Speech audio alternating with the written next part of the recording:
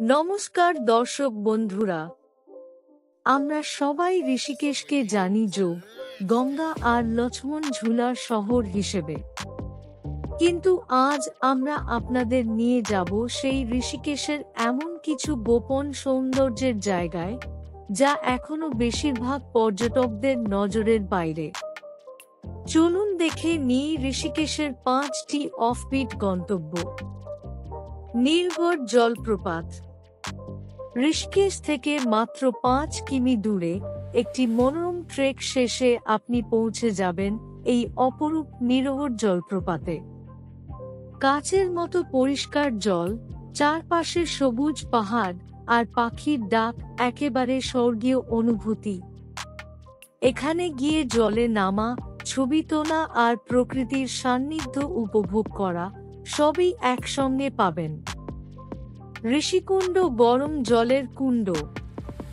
ত্রয়ম্বকেশ্বর মন্দিরের কাছে অবস্থিত এই ঋষিকুণ্ড এক ঐতিহাসিক প্রাকৃতিক উষ্ণ প্রস্রবণ। বিশ্বাস করা হয় এখানে রাজা ঋষিকুণ্ড গঙ্গাকে আহ্বান করেছিলেন।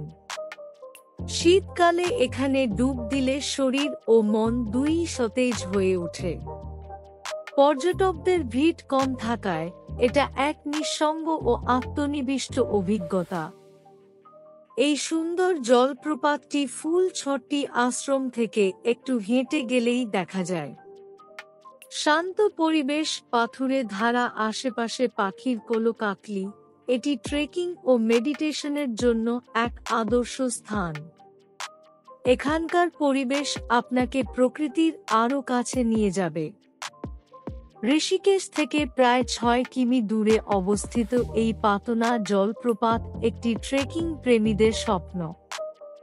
রাস্তা কিছুটা কঠিন হলেও গন্তব্যের সৌন্দর্য তার চেয়ে অনেক বেশি মনোমুগ্ধকর। বর্ষাকালে এই ঝর্ণা তার পূর্ণরূপে ঝলমল করে ওঠে।